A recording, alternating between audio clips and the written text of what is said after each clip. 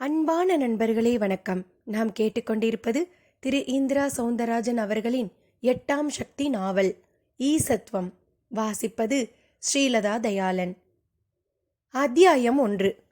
குறிப்பு: அனிமா என்னும் அணுத்துகள் போல தன்னை சிறிதாக்கிக் கொள்ளும் ஆற்றல், மகிமா என்னும் மலை போல பெரிதாக தெரியும் ஆற்றல், லகிமா என்னும் பஞ்சு போல எடையற்று போகும் ஆற்றல், கரிமா என்னும் இரும்பை போல கனக்கும் ஆற்றல், பிராப்தி என்னும் அனைவரையும் ஆண்டு அனுபவிக்கும் ஆற்றல், வசித்வம் என்னும் அனைவரையும் மயக்கி கவர்ந்து இழுக்கும் ஆற்றல், பிரகாமியம் என்னும் கூடுவிட்டு கூடு பாயும் ஆற்றல் என்று 7 வித சக்தியை தொடர்ந்து 8ஆவதாக வருவது ஈசத்துவம் என்னும் இறைத்தன்மை அடையும் ஆற்றலாகும்.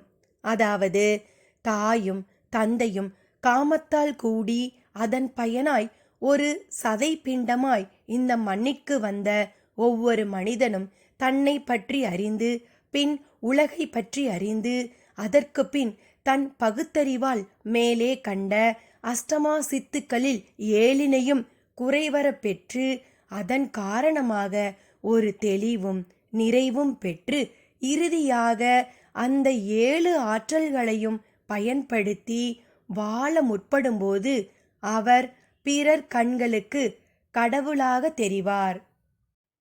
கடவுளே ஆட்டுவிக்க தெரிந்தவன், கடவுளே அண்ட சராசரங்களையும் கட்டி ஆள்பவன்.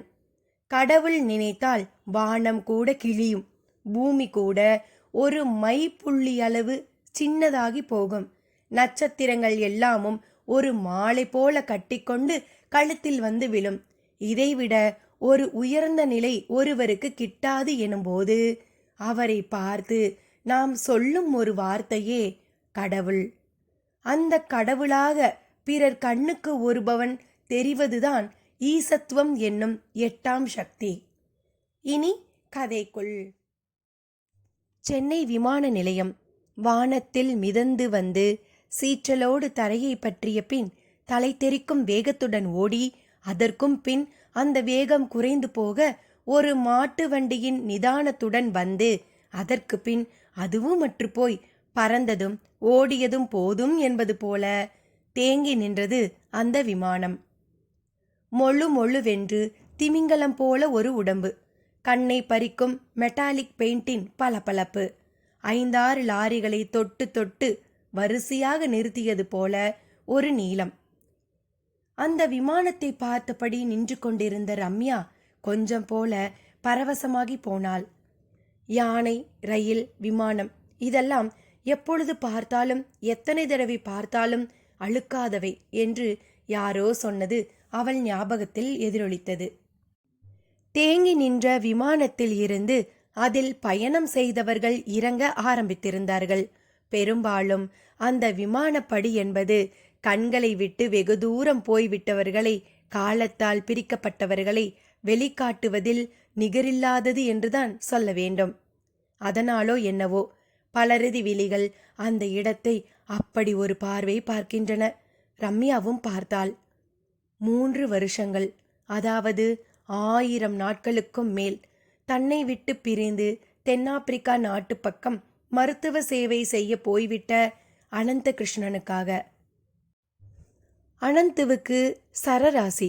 அதனால்தான் ஹைஸ்கூலுக்கு பிறகு இந்த இந்திய மண்ணில் அவனால் இருக்க முடியவில்லை. கல்லூரி படிப்பு டெல்லியில், மேற்படிப்பு லண்டனில், மருத்துவம் ஜெர்மனியில், அதில் ஒரு சிறப்பு படிப்பு அமெரிக்காவில் உள்ள கலிபோர்னியாவில், இறுதியில் தென்னாப்பிரிக்க அரசின் சிறப்பு தேர்வில் அந்த நாட்டு பின்தங்கிய கிராமங்களில் மருத்துவ விழிப்பை ஏற்படுத்தும் மெடிஜெயின்ட் என்னும் அமைப்புக்கு தலைமை பொறுப்பு. அது என்னடாவென்றால் அனந்துவை ஆக்டோபஸ் போல் அப்படியே கவி கொண்டு விட்டது. திருமணத்திற்கு பிறகு ஒரு 10 நாள் கூட இந்தியாவில் அவனை விட்டு வைக்கவில்லை. திருமணமான 11ஆம் நாள் தென்னாப்பிரிக்கா நோக்கி சென்றவன்தான் இன்றுதான் திரும்புகிறான். டெலிஃபோன் இருந்ததால் ஓரளவு பேசி ஆறுதல் பட்டுக்கொள்ள ரம்யாவால் முடிந்தது. அவளும் இங்கே ஒரு டாக்டர். தனியார் நிறுவனம் ஒன்றில் இத்தனை ஆண்டு கட்டாயம் சேவை செய்கிறேன் என்று ஒப்புக்கொண்டு விட்டவள். அது அவளை தென்னாப்பிரிக்கா போக விடாமல் தடுத்துவிட்டது. அங்கே ஒருவர் பிடித்து கொள்ள, இங்கே ஒரு விஷயம் கட்டி போட, 2 பேரும் அனுபவித்த பிரிவு துயருக்கு ஒரு அளவே இல்லை. அதனால் ரம்யாவின் மனது துள்ளிக்கொண்டும் முண்டிக்கொண்டும் நின்றது. ஒவ்வொருவராகத்தானே விமானப்படிகளில் வர முடியும்? யார் யாரோ வந்தார்கள். அவள் பார்வை அவர்களையெல்லாம் ச நோ, இவரில்லை என்று மாமிசங்களில் தென்படும் வேண்டாத பாகங்களை ஒதுக்குவது போல ஒதுக்கி தள்ளிவிட்டு அனந்த கிருஷ்ணனுக்காக தவம் இருந்தது. இறுதியாக, மிக மிக இறுதியாக கைகளை உயர்த்தி ஆட்டியபடி அவனும் வெளிப்பட்டான். அந்த நாளைய தேனிலவு படத்து ஜெமினி கணேசனைப் போல சுருட்டை முடி, பிரகாசமான முகம் என்று தெரிந்தான். ரம்யா அவன் தென்பட்ட நொடி பலூன் போல ஒரு எகிரி எகிரினாள். அண்ணா என்று அவனது ரத்ன சுருக்கமான பெயரை சொல்லி அழைத்தாள். எப்பொழுதும் பதிலுக்கு அவன் ரம் என்பான். ஆனால் ஏர்போர்ட்டில் அப்படி கூப்பிட்டால் அது ஒரு மதுபான பெயராக புரிந்து கொள்ளப்படும் என்பதால் அடக்கிக் கொண்டான். பிறகு அவளை சமீபித்து கட்டிக்கொண்டான். அவன் அணைத்த அந்த நொடி அவனது 3 வருட வறுமையும் அவனது இளமைக்கான பசியும் அவளுக்கு புரிந்து போயிற்று. அது மட்டுமல்ல, அவன் இடையில் பசிக்கிறதே என்று எந்த ஹோட்டலுக்குள்ளும் நுழையாமல் பவித்திரமாகவே இருந்திருக்கிறான் என்பதும் விளங்கி போயிற்று. இதுதான் ஒரு நொடியில் புரிய வைக்கும் பரிபாஷை என்பது. ஆனால் அவளோ கண் கலங்கிவிட்டாள். அது ஆனந்த கண்ணீர் போலவும் தெரிந்தது. அதில் வேறு ஏதோ சோகம் இருக்கிற மாதிரியும் தோன்றியது. ரம்யா, இது என்ன ஆனந்த கண்ணீரா? இல்ல? அவன் கேள்வி கொக்கியை மாட்டவும் ஒரு மாதிரி சமாளித்து சிரித்தாள். இப்பவாவது வர வழி தெரிஞ்சதே என்றாள். இப்ப கூட வர வழி இல்ல. நான் தான் திருட்டுத்தனமா சுவர் எட்டி குதிச்சு தப்பி ஓடி வர்றவன் மாதிரி வந்திருக்கேன். அவளுக்கு அதை கேட்கவும் சுருக்கென்று ஆனது. என்ன ரம்யா, திரும்பி வேகமா போயிடுவேன்னு நினைச்சு இப்பவே கவலைப்பட ஆரம்பிச்சிட்டியா? இல்லையா பின்ன, முழுசா 3 மாசம் லீவுன்னு சொன்னீங்களே. சொன்னேன், முதல்ல லீவு தரேன்னு தான் டைரக்டரேட்ல சொன்னாங்க. அதுக்குள்ள அங்க ஜாவேதியாங்கிற ஊர்ல காலராவோட ஆக்கிரமிப்பு ஆரம்பிச்சிடுச்சு. கிட்டத்தட்ட 100 பேரு ஒரே நாள்ல ஹாஸ்பிட்டல்ல ஸ்பெஷல் கேர் எடுக்க சொல்லி கவர்மெண்ட் ஆர்டர். எங்க டைரக்டரேட்டும் என்னை கூப்பிட்டு, யுவர் லீவ் இஸ் கேன்சல், போய் வேலையை பாரு, காலராவை ஒழிக்கிற வழியை பாருன்னுட்டாங்க. நான் என்ன பண்ணுவேன்? நீண்ட பதிலும் கன்வேயர் பெல்ட் மூலம் வந்த லக்கேஜுகளை எடுத்து வைத்துக் கொள்வதுமாக இருந்தான் அனந்த கிருஷ்ணன். ரம்யா கண்ணை விட்டு உதிர காத்திருக்கும் கண்ணீரோடு அவனை வெறித்தாள். அவனும் அதை கவனித்தான். லுக் டியர், இப்ப எதையும் கேட்காத. 15 நாளைக்கு நான் டாக்டர்ஸுங்கிறதையே மறந்து உன்னோட இருக்கத்தான் வந்திருக்கேன். போயா, நீயும் உன் 15 நாளும். ரம்யா மார்பில் கையால் குத்தினாள். கொஞ்சலாக சினுங்கினாள். காரில் போகும்போது சென்னை அனந்த கிருஷ்ணன் கண்களுக்கு ஒரு புதிய ஊராக தெரிந்தது. வெளிநாடு போய்விட்டு வந்தாலே இப்படித்தான் எல்லோருக்கும் தெரியும். கோவில் மாடுகளின் குறுக்கீடும் சென்ஸ் இல்லாத டிராஃபிக்கையும் பார்த்து மிகவும் கோபப்பட்டான். கவனித்து கொண்டே வந்தாள் அவள். அப்படியே அவன் தோள் மேல் சாய்ந்து கொண்டாள். என்ன வாழ்க்கைங்க இது என்றாள். குரலில் கடல் அளவு அலுப்பு. பணம் வேணும், அந்தஸ்து வேணும்னா இப்படியெல்லாம் விலை கொடுக்கத்தான் வேணும். அவனிடமிருந்து வேகமான பதில். அவள் உடனே அதை கேட்டு சற்று விலகி பின் ஒரு குத்துப்பார்வை பார்த்தாள். என்ன பார்க்குற? பார்க்காம அது என்ன பதிலு? எது? பணம் வேணும், அந்தஸ்து வேணும்னா விலை கொடுக்கத்தான் வேணுங்கிறது? அதுதானேம்மா உண்மை. நான் ஒன்றும் உங்களை பணத்துக்காக கல்யாணம் பண்ணிக்கலையே. அவன் அந்த பதிலை கேட்டு உடனே ஒரு சிரிப்பு சிரித்தான். என்ன, நம்ப முடியலையா? சிரிக்கிறீங்களே. சிரிக்காம நீ சொல்றத என்ன நம்ப சொல்றியா? சத்தியமாங்க. அப்ப வேலையை விட்டுடுட்டுமா? இங்கேயே உன் கூட வர்ற காசை வரட்டும்னு ஒரு டிஸ்பென்சரி போட்டுடுவோமா? அது கூட வேண்டாம். ஒரு 6 மாசம் இல்ல 1 வருஷம் நாம யாரை பத்தியும் கவலைப்படாம, எதை பத்தியும் கவலைப்படாம ஊட்டி கொடைக்கானல்னு போய் வாழற வழியை பார்ப்போமேங்க. திரும்பவும் அனந்த கிருஷ்ணன் சிரித்தான். இப்படி எடுத்ததுக்கெல்லாம் சிரிச்சா என்ன அர்த்தம்? உணர்ச்சி வேகத்துல நீ உளர ஆரம்பிச்சிட்டேன்னு அர்த்தம். அவள் உடனே அவன் பதிலால் அறைப்பட்டது போல ஆகி முகத்தை திருப்பிக் கொண்டாள். சில பல வினாடிகளுக்கு பேச்சே இல்லை. அவனுக்கு புரிந்தது. ரம் அவளை கூப்பிட்டான். அவளிடம் தொடர்ந்து பதிலில்லை. கோவிச்சுக்காதே. I have very very hard time. Just 360 hours. அதில் ஆல்ரெடி ஒரு 33 மணி நேரம் டிராவல்ல போயிடுச்சு. மிச்சத்தை நீ உன் கோபத்தால் வீணடிச்சுடாதே. போயா, நீ எல்லாம் ஒரு புருஷன். அவள் பதில் கோபத்தை ஒரு மாதிரி முகத்தை வைத்துக்கொண்டு அழகாக வெளிக்காட்ட அவனும் சிரித்தான். இதை உங்க அப்பா கிட்ட போய் சொல்லு. நம்ம கல்யாணத்துக்கு முந்தையே நான் என் நிலைப்பாட்டை அவர்கிட்ட தெளிவாக சொல்லிட்டேன். அவர்தான் எனக்கு ஃபாரின் மாப்பிள்ளை தான் வேணும், பிரிஞ்சு இருக்கிற மாதிரி ஒரு சூழ்நிலை இருந்தா அது நல்லது தான், அதனால ஆசையும் பாசமும் அதிகமாகும், அப்படி இப்படின்னு ஏதோதோ சொன்னார். அவனது பதில் அவளை மேலும் கோபப்படுத்தியது. இந்த அப்பா புடலங்கா சொன்னார், தாத்தா கத்திரிக்காய் சொன்னாருங்கிறதெல்லாம் என்கிட்ட பேசாதே அனந்த கிருஷ்ணா. இப்ப இந்த பொண்டாட்டி சொல்றேன், ஒன்று என் கூட இரு, இல்லை அங்கேயே உன் கூட கூட்டிட்டு போ. எப்ப பாரு உன் போட்டோவை பார்த்து அழுற கன்றாவியெல்லாம் இனி என்கிட்ட நடக்காது. எங்க அப்பா ஒரு அறிவு கெட்டவன். அவனுக்கு தன் பொண்ணுங்க யாரும் கல்யாணத்துக்கு பிறகு எதையும் கேட்டு வந்துடக்கூடாதுங்கிற எண்ணம். அதான் என் அக்காவை அமெரிக்காவுக்கு பிடிச்சு தள்ளிட்டான், என்னையும் ஆப்பிரிக்காக்காரன் உன்கிட்ட தள்ளிட்டான். ஒரு சேரி பெண் போல ரம்யா பேசியது வண்டியை செலுத்தியபடி இருந்த டிரைவரை கூட சற்று திரும்பி பார்க்க வைத்தது. அனந்த கிருஷ்ணனுக்கு அதுக்கு மேல் பொறுமை இல்லை. அவளது வாயை அடைக்க ஒரே ஒரு வழிதான் தெரிந்தது. நல்ல வேளை, காரின் முன் சீட்டுக்கும் பின் சீட்டுக்கும் நடுவில் ஒரு மினி கர்டன் இருந்தது. அதை சட்டென்று இழுத்து விட்டான். அப்படியே அவள் வாயை பேசமிடாமல் செய்துவிட்டான். அவளும் கப்சிப். அத்தியாயம் 2. குறிப்பு: ஒரு மனிதன் இறைத்தன்மை அடைந்து மற்றவர்கள் முன் அவன் கடவுளாக திகழ்வது என்பது அபூர்வமான ஒரு செயலாகும். இன்றைக்கு கடவுள் தன்மை பற்றி ஒரு திட்டவட்டமான சிந்தனையே யாருக்கும் இல்லை. எல்லா விதமான ஆற்றலையும் பெற்ற 14 உலகத்திற்கும் ஏகபோக சக்கரவர்த்தியாக திகழ்பவன்தான் கடவுள் என்பது இன்று பலரது எண்ணம். கடவுள் என்பவன் வெல்ல முடியாதவன். அவன் நினைத்தால் பாலைவனத்திலும் ஒரு கடல் உருவாகும். நமக்கு முதுகுக்கு பின்னாலும் 2 கண்கள் முளைக்க கூடும்.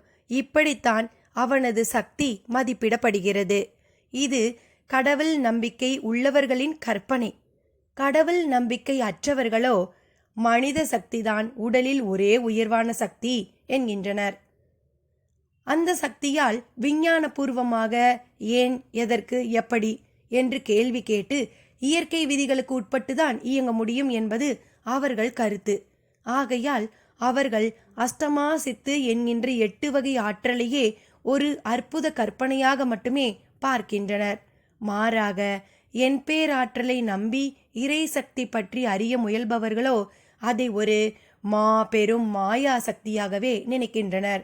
உண்மையில் என் பேராற்றல் என்பது மாய சக்தியே அல்ல, அது ஒரு விஞ்ஞானம்.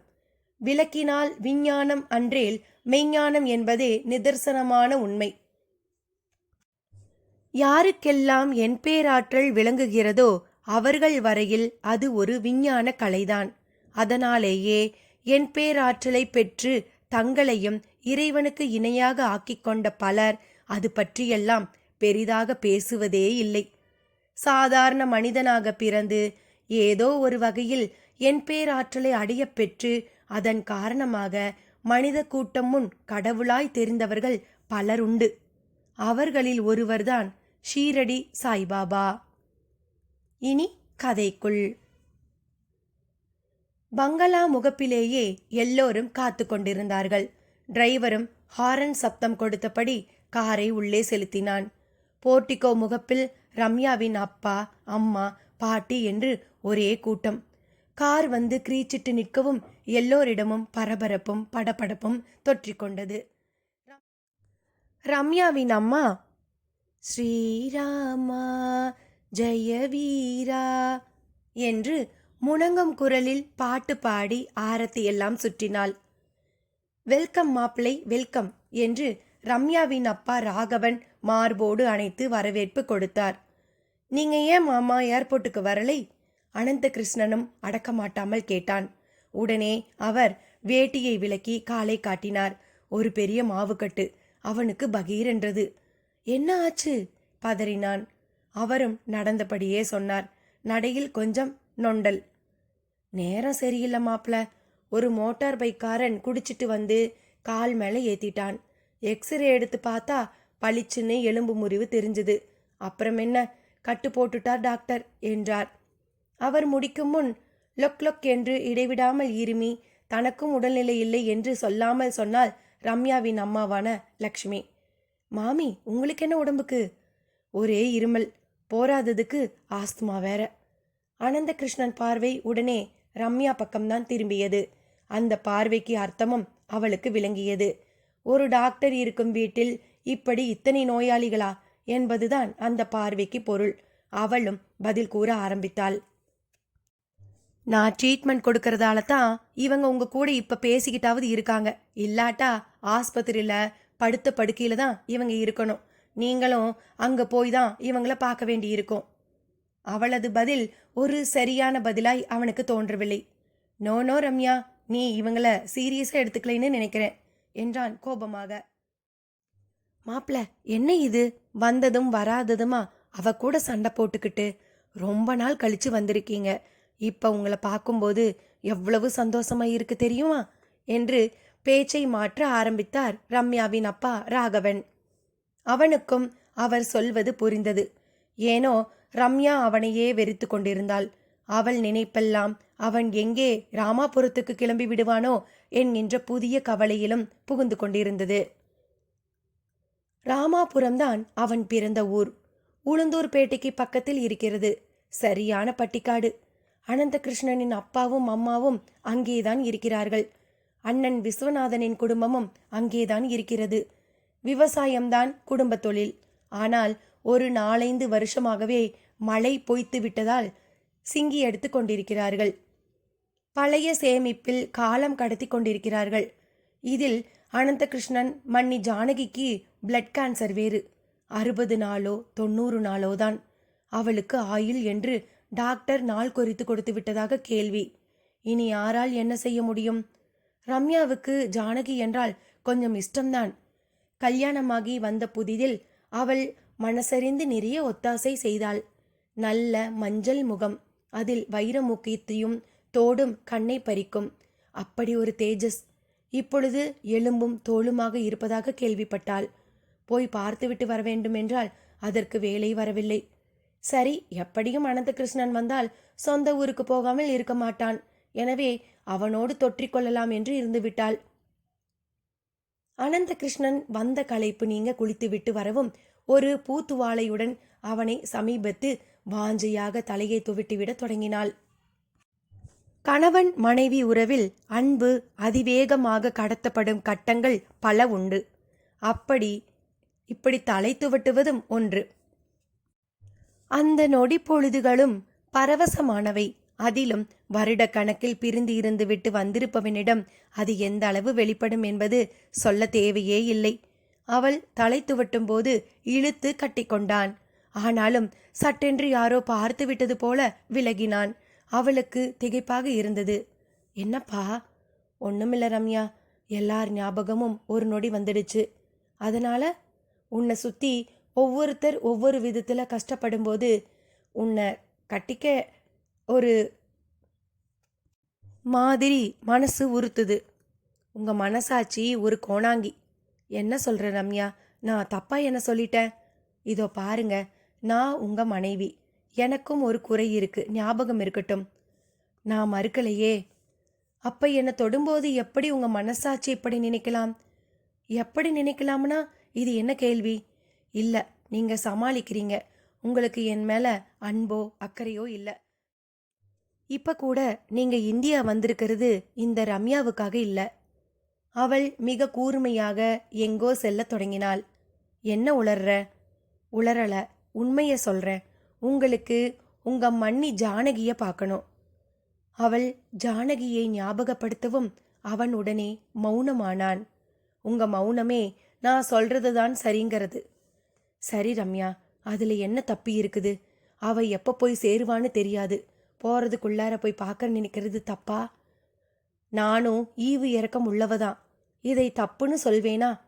அப்புறம் ஏன் அதை ஒரு குற்றம் மாதிரி நினைச்சு கேள்வி கேட்கிற?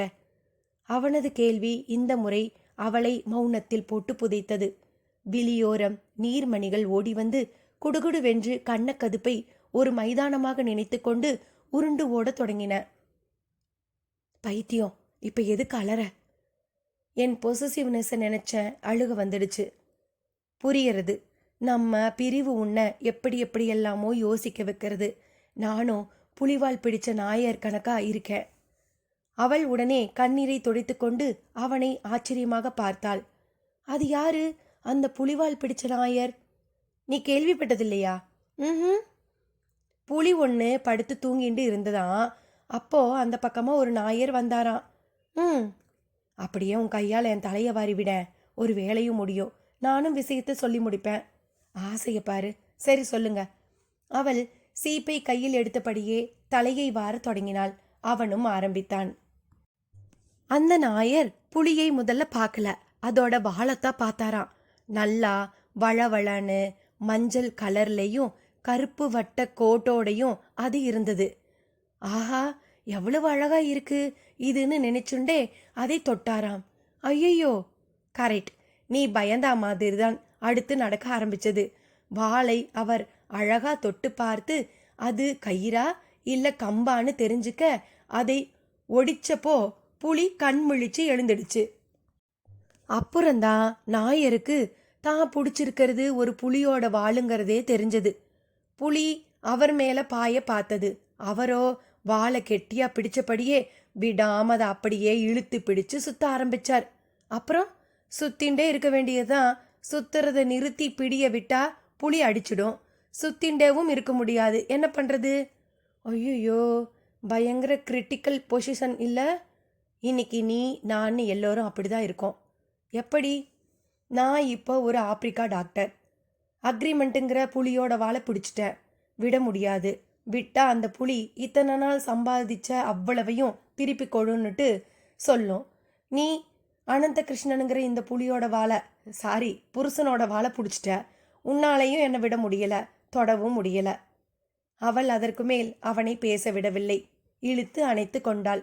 பொங்கி பொங்கி அழ ஆரம்பித்து விட்டாள். அத்தியாயம் 3. குறிப்பு. ஒருமுறை பகவான் ரமணரை ஒருவர் சந்தித்து, சுவாமி, நான் கடவுளை காண விரும்புகிறேன். நீங்கள் பெரிய யோகி, எனவே உங்களால் கடவுளை காட்ட முடியும். தயவு செய்து அவரை என் கண்களுக்கு காட்டுவீர்களா என்று கேட்டார்.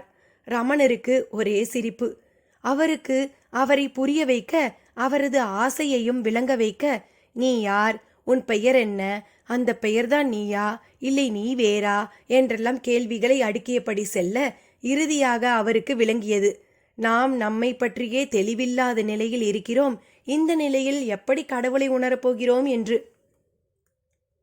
அப்படியானால் நீங்கள் கேட்ட கேள்விகளெல்லாம் ஒரே விடையோடு நான் வரும்போது எனக்கு கடவுளை காட்டுவீர்களா என்று கேட்டார். அந்த கேள்விகளுக்கான விடை தெரிய வரும்போதே கடவுளும் தெரிய வந்து விடுவார். நான் எதற்கு என்றாராம் ரமணர். கடவுளை அறியும் முயற்சிகள் இன்று இப்படித்தான் உள்ளன. உண்மையில் கடவுள் என்பவர் நாம் காலண்டர்களில் காணும் வடிவில் தங்க கிரீடம் சகிதம் ஏகபோக சக்கரவர்த்தியாகத்தான் இருக்கிறாரா? அவரை கூட விட்டுவிடுங்கள். பூமியில் பலர் கடவுளாக கருதப்படுகிறார்களே, எதை வைத்து? கேள்வி எழுகிறது. சிலர் அனுபவங்கள் அதற்கான பதிலை அளிக்கின்றன. ஒருவருக்கு புற்றுநோய் முற்றிவிட்டது. டாக்டர்கள் கைவிட்டு விட்டனர். ஆனால் அவர் ஒரு யோகியை சந்தித்த போது அந்த யோகி அவரை கட்டித் தழுவிய ஒரு செயலிலேயே அவர் நோய் முற்றிலும் குணமாகி விடுகிறது. மருத்துவ உலகம் இன்றளவும் அதை இட்ஸ் அ மிராக்கிள் என்று கூறுகிறது. எப்படி? இனி கதைக்குள். விழுப்புரம் உளுந்தூர்பேட்டை சாலை பூசின மாதிரி கண்ணங்கரேல் என்று இருந்தது. இரு பக்கமும் பரட்டை தலையோடு தடிதடியாய் புளிய மரங்கள். மரத்தடியில் சில ஆடுகள் மேய்ந்து கொண்டிருந்தன. சில சிறுவர்கள் தொரட்டி குச்சியும் கையுமாய் அரை டிராயர் மட்டும் அணிந்தவர்களாய் சுற்றி வந்து கொண்டிருந்தார்கள். ஆங்காங்கே மரக்கிளைகளில் அலுமினிய தூக்கு வாளிகள் தொங்கிக் கொண்டிருந்தன. அதில் கம்மங்கூழோ அரிசி கஞ்சியோ இல்லை பழைய சோரோதான் இருக்கும். அக்மார் கிராமத்து காட்சிகள். ரசித்தபடியே காரை டிரைவ் செய்து கொண்டிருந்தான் அனந்தகிருஷ்ணன். அருகில் இணை பிரியாதவளாக ரம்யா. இருவர் பார்வையும் சுற்றுச்சூழலை ரசித்தபடியே வந்தது. கண்ணு கெட்டிய தூரம் வரை செம்மண் காடு. உழவர்கள் உழுது போட்டிருந்தார்கள். ஆனால் பச்சையைத்தான் பார்க்க முடியவில்லை. ஆமா, இது என்ன மாசம்? அனந்தாவின் கேள்வியை தொடர்ந்து, இப்ப என்ன மாசத்தை பத்தி கவலை என்றாள் ரம்யா. இல்ல, மே ஜூன் மாசம் மாதிரி இப்படி காய்ஞ்சு கிடக்கேன்னு கேட்டேன். அங்க உங்க தென்னாப்பிரிக்காவில் விளைஞ்சு தள்ளுறதாக்கும். அஃப்கோர்ஸ், இந்த அளவு வறட்சியை நான் அங்க எங்கேயும் பார்த்ததில்லை ரம்யா. ஏன் இப்படி இருக்கு? இது நம்ம ஊர் தானா? மழை பெஞ்சு 3 வருஷமானா வேற எப்படி இருக்கும்? மை காட், அப்போ மழையே இல்லையா? பெய்யும், ஆனா பெருசா பெய்யாது. சும்மா கொஞ்ச நேரம் தூரி விட்டு அடங்கிடும். இருக்கிற சூட்டையெல்லாம் நன்னா கிளப்பி விட்டுடும். ஏண்டா இந்த மழையே பேஞ்சதுன்னு இருக்கும். தென் குழாயிலெல்லாம் ஒழுங்கா தண்ணி வராதா? இது குழாயில தண்ணி வர காலம் இல்லை மை டியர் மணாலா. லாரியில தண்ணி வர காலம். வாட்டாவது பூட்டாவது. உங்க சவுத் ஆப்பிரிக்காவில் இந்தியா பற்றி, பர்டிகுலராக தமிழ்நாடு பற்றியெல்லாம் பேப்பர் வராதா? இல்லை நீங்கள் தான் டிவி நியூஸ் எல்லாம் பார்க்கறது இல்லையா?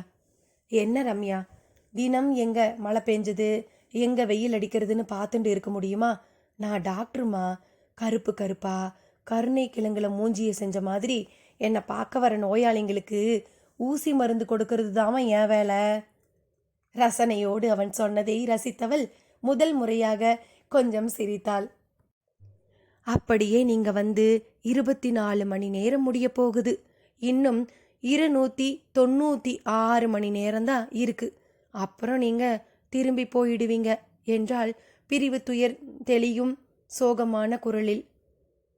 அவன் ஸ்டியரிங்கிலிருந்து கையை எடுத்து செல்லமாக அவள் கன்னத்தை தடவினான். காரும் ராமாபுரம் என்கின்ற பெயர் பலகையை சாலையோரமாக பார்த்துவிட்டு ஒரு புழுதி படிந்த மண் சாலையை பார்த்து திரும்பியது. குண்டு போட்ட இடம் போல புழுதி கவளம் கிளம்பி காரையே மூட பார்த்தது. மெல்ல போங்கப்பா, கண்ணே தெரியல என்றாள் ரம்யா. அனந்தகிருஷ்ணனும் நிதானமாக காரை செலுத்த ஆரம்பித்தான். ஏறத்தாழ 1 மைல் தூரம். சாலை முழுக்க யானையை போட்டு புதைக்கலாம், அப்படி ஒரு பள்ளம் மேடு. ரோடெல்லாம் இவ்வளவு மோசமா இருக்கே ரம்யா, பஞ்சாயத்துல என்ன பண்றா? நீங்க வேற, ரோடுன்னு ஒன்னாவது இங்க இருக்கே, ஆங்காங்கே ஆறே காணாம போயின்னு இருக்கு. என்ன சொல்ற? ஆறுன்னு ரிவரைத்தானே சொல்ற? எக்ஸாக்ட்லி. அது எப்படி ரிவர் காணாம போகும்? போய் பாருங்க. ஆத்து மண்ணையெல்லாம் லாரி லாரியா வந்து அள்ளிண்டு போய் ஆறு இருந்த இடத்துல வீடு கட்டவே ஆரம்பிச்சாச்சு. காவேரின்னு ஒரு ஆறு இருந்ததே கேள்விப்பட்டிருக்கேளா? என்ன ரம்யா அப்படி சொல்லிட்ட? காவேரி வெள்ளத்துல நான் போக தெரிஞ்சவன் தெரியுமா உனக்கு? அதெல்லாம் இனி இறந்த காலம். இப்ப காவேரிங்கிறது ஒரு நீளமான மண்பாதை. மேட்டூர்ல இருந்து தஞ்சாவூர் வரணும்னா அந்த பாதையில வந்தா போதும். ரம்யா சொல்வதெல்லாம் பயங்கர மிகையாகத்தான் முதலில் தோன்றியது. ஆனால் அவனது ஊரின் வறட்சியை பார்க்கும்போது ஒருவேளை உண்மையாக இருக்குமோ என்று தோன்றியது. வீடும் வந்துவிட்டது. முன்பே போன் செய்து தகவல் தந்திருந்ததால் அக்ரஹாரமே அவர்கள் வீட்டு வாசலில் நின்றபடி அனந்தகிருஷ்ணனை வரவேற்க காத்திருந்தது. ஒரு அரை டிராயரோடு சைக்கிள் டயர் ஒன்றை உருட்டிக்கொண்டு ஊரை சுற்றி வந்த பிள்ளை இன்று வெளிநாட்டில் வசிக்கும் ஒரு பிரபலமான டாக்டர். அவர்களுக்கெல்லாம் பெருமிதமாக இருந்தது. அது அவர்கள் முகத்தில் தெரிந்தது. அவனும் காரை விட்டு இறங்கினான். எல்லோரையும் ஒரு பார்வை பார்த்தான். யாரையுமே சட்டென்று அடையாளம் காண முடியவில்லை. வெடவெடவென்று கை கால் நடுங்க கைத்தடியோடு ஒரு பாட்டி வந்தாள். அனந்தா என்றாள் பொக்கை வாயை பிளந்தபடி. அவனுக்கு அது யாரென்றே விளங்கவில்லை. என்னடா பாக்குற? பங்கஜம் பாட்டிடா என்றாள் அவள். அதற்கு பிறகுதான் ஞாபகம் வந்தது. பாட்டி நீயா என்று கட்டிக்கொண்டான். அவளை சட்டென்று உணர முடியாமல் போனதற்காக ஒரு பக்கம் வருத்தப்படவும் செய்தான். அடுத்தடுத்து வரதன், டெல்லி மாமா, அப்பு, நரசிம்மாச்சாரி, வனஜா என்று வரிசையாக எல்லோரும் அவனிடம் வந்து நலம் விசாரித்தார்கள். சிலரைத்தான் அடையாளம் தெரிந்தது. பலரை அடையாளம் காண முடியாதபடி மாறியிருந்தார்கள்.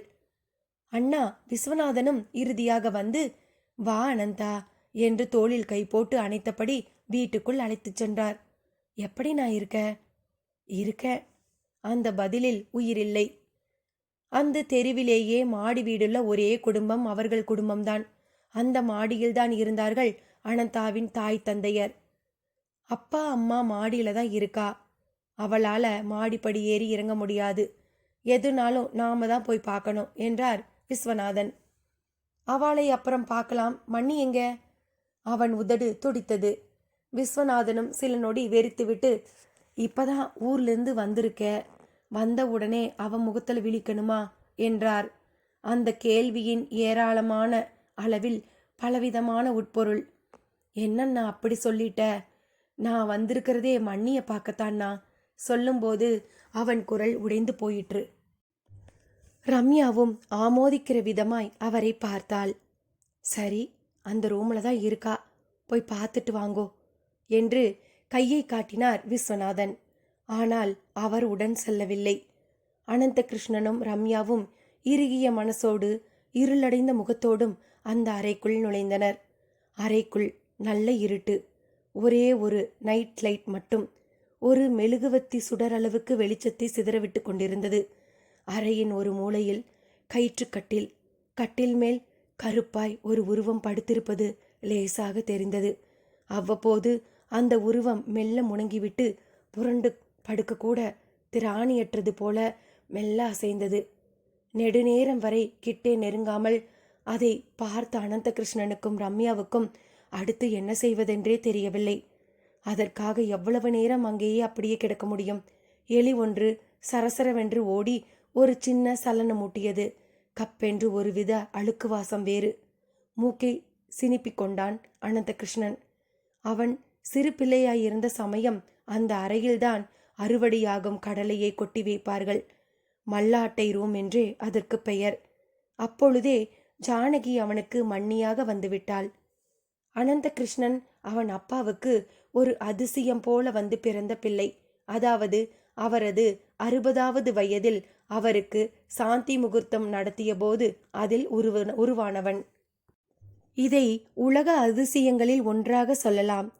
இப்பொழுது இருக்கும் அண்ணா விஸ்வநாதன் தத்து புத்திரனாக வந்தவர்தான். அதே சமயம் அண்ணா மன்னிக்கும் வாரிசே இல்லை. எனவே அனந்தாவையே ஜானகி தன் பிள்ளை போல நினைக்க ஆரம்பித்து விட்டாள். அவள்தான் அவனுக்கு சோறு ஊட்டினாள், பாலும் ஊட்டினாள்.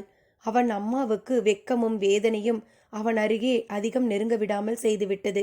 சுருக்கமாக சொல்வதானால், அனந்தாவுக்கு ஜானகிதான் தாய், பளிச்சென்று ஜொலித்த அன்பு தாய். அவளா இன்று இப்படி ஒரு மூலையில்? அனந்த கிருஷ்ணனுக்கு துக்கம் தொண்டையை அடைத்தது. "மன்னி" என்றான் மெல்லிய குரலில். அவள் காதுகளுக்கு அது போய் சேரவில்லை. "மன்னி" சற்று உரக்க குரல் கொடுத்தான். "யாரது?" அவளிடமும் பதில் கேள்வி.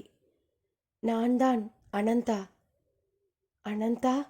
அவள் அடுத்த நொடி பலத்தையெல்லாம் திரட்டியவளாக நிமிர்ந்து எழுந்து அமரத் தொடங்கினாள்.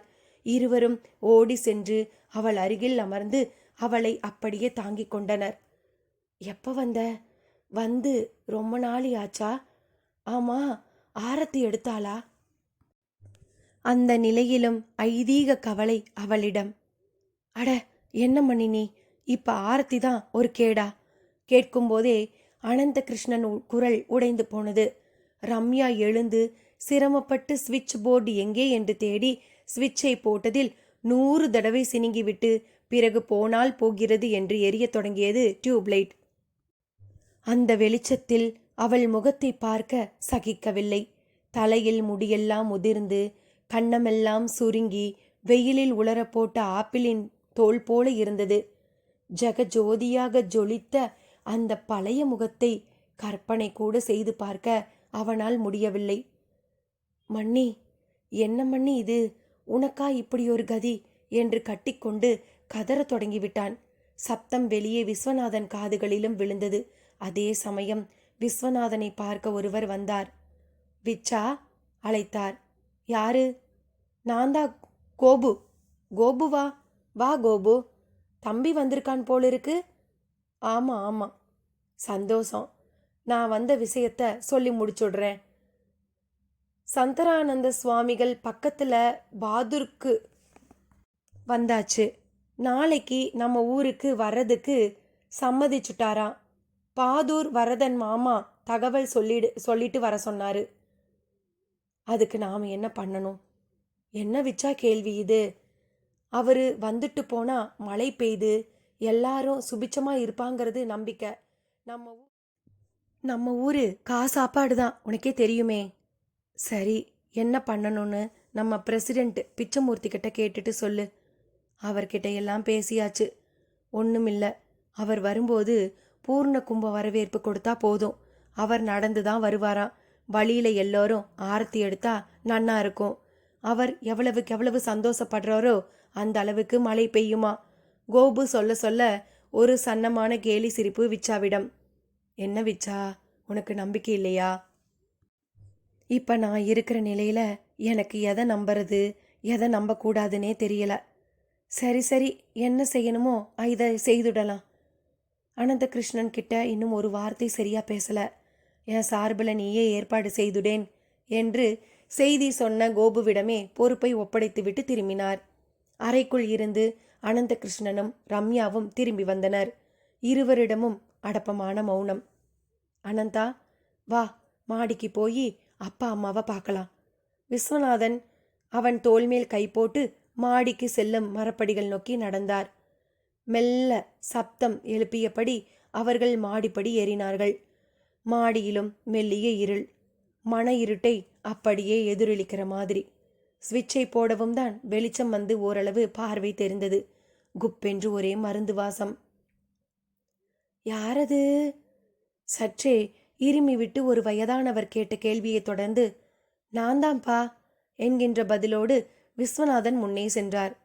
வந்துட்டானா உன் தம்பி? அடுத்த கேள்வியே அவர் அனந்த கிருஷ்ணனை பற்றி தான் கேட்டார். அப்பா. அனந்தாவும் நெகிழ்வுடன் முன்னே சென்றான். சற்று தள்ளி அவன் அம்மா மிக ஆழ்ந்த உறக்கத்தில். பார்வை அவளையும் வருடிவிட்டு திரும்பியது. அப்படியே காலில் விழுந்தான். சற்று தயங்கிவிட்டு ரம்யாவும் வந்தாள். ஆனால் அவரோ, எங்கடா அவன், வந்துட்டானா வரலையா என்றார் சற்றே அதிர்வாக. விஸ்வநாதன் இந்த முறை பேசவில்லை. பதிலுக்கு அவர் கையை தேடி பிடித்து கீழே அவர் காலடியில் விழுந்து கிடக்கும் அனந்த கிருஷ்ணன் தலைமேல கொண்டு சென்று வைத்தார். அட, வந்துட்டானா என்று அவன் ஸ்பரிசத்தை வைத்து கேட்ட பிறகு அவருக்கு பார்வை மந்தம் என்பதே அனந்த கிருஷ்ணனுக்கு தெரிய வந்தது. என்னன்னா இது? அப்பா அம்மாக்கு காலில் தான் மூட்டு வலி நேல், இங்க அப்பா கண் தெரியாம தடவராரே. ஆமா அனந்தா, பார்வை போய் காதும் சரியா கேட்கறதில்ல, கத்தி பேசணும். விஸ்வநாதன் படு சோகமாக சொல்ல அனந்த கிருஷ்ணன் அப்பாவின் கரத்தை ஒருவித இறுக்கமுடன் பற்றினான். அப்பா என்றான் மிக மிக நெகிழ்வாக. அவரும் கன்னத்தை எல்லாம் வருடியவராக, அனந்தா எப்படிடா இருக்க என்றார். நன்னா இருக்கேன்பா. செத்த பலத்த குரல்ல சொல்ல அனந்தா. நன்னா இருக்கேன்பா. அவன் குரல் ஓங்கி ஒலித்தது.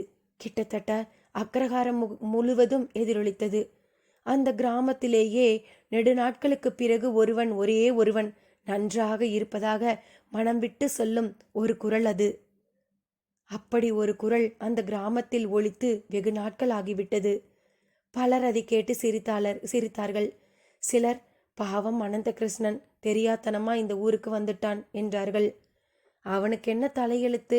நன்னா சவுத் ஆப்பிரிக்காவில் ஜம்முன்னு ஜில்லுங்கிற கிளைமேட்ல இருக்கிறத விட்டுட்டு இங்க வந்து நன்னா இருக்கேன்னு வேற ஸ்டேட்மெண்ட் எல்லாம் விட்டுட்டு இருக்கான்.